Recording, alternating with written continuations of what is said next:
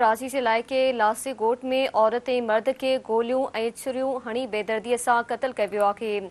बिस्मिल्ला मस्जिद भरिसां घर मां मिलियल लाशनि जी सुञाणप न थी सघी, जिन खे इस्पताल मुंतक़िल कयो वियो आहे। कराची जे इलाइक़े लासी ॻोठ में औरत ऐं मर्द खे गोलियूं ऐं छुरियूं हणी बेदर्दीअ सां क़तल कयो वियो आहे। बिस्मिल्ला मस्जिद भरिसां घर मां मिलियल लाशनि जी सुञाणप न थी सघी, जिन खे इस्पताल मुंतक़िल कयो वियो आहे।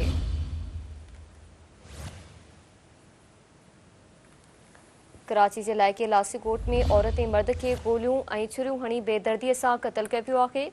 बिस्मिल्ला मस्जिद भरिसां घर मां मिलियल लाशनि जी सुञाणप न थी सघी, जिन खे इस्पताल मुंतक़िल कयो वियो आहे।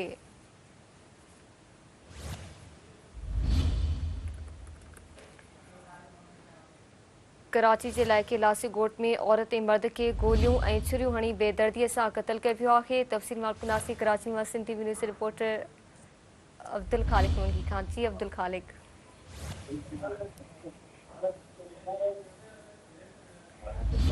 जी सोराब ॻोठ थाने जी हद लासी ॻोठ में पसंद जी शादी करण तां घर में गिरी फायरिंग करे लतीफ़ा मक्सीअ खे क़तल कयो वियो, जॾहिं त नसरुल्ला वलद मोहम्मद बचर शदीद ज़ख़्मी थी पियो आहे, जॾहिं त जवाबदार ओचितो घर में दाख़िल थी फायरिंग कई, जंहिंजे नतीजे में लतीफ़ा मक्सी जेका आहे त मौक़े ते क़तल थी वई, जॾहिं त नसरुल्ला जी जेका हालत आहे उहा गणती जोगी ॿुधाए पई। जॾहिं त सोराब ॻोठ पुलिस वाक़े वारे हंधि पहुची लाश खे कानूनी कार्रवाई लाइ हिन वक़्तु इस्पताल मुंतक़िल कयो आहे, जॾहिं त हीउ वाक़ियो पसंद जी शादीअ तां पेश आयो, जंहिंखां पोइ जवाबदार घर में गिरी करे लतीफ़ा मक्सी जेका औरत आहे उनखे गोलियूं हणी क़तल कयो आहे, जॾहिं त उनजो जेको मुड़ुसु आहे नसरुल्ला वलद मोहम्मद बचर उहो शदीद ज़ख़्मी थियो आहे, जंहिंजी हालत में गणती जोगी ॿुधाए पई वञे। हिन वक़्तु पुलिस जेका मुख़्तलिफ़ इलाइक़नि में छापाणी जवाबदारनि जी गिरफ़्तारीअ लाइ रेड करे रही आहे, जॾहिं त हिन वक़्तु जेको औरत जो जेको लाश आहे उहो ज़रूरी कार्रवाई लाइ आबासी शहीद अस्पताल मुंतक़िल कयो वियो आहे। जी महिरबानी वांजी खालिक आगाह करण लाइ।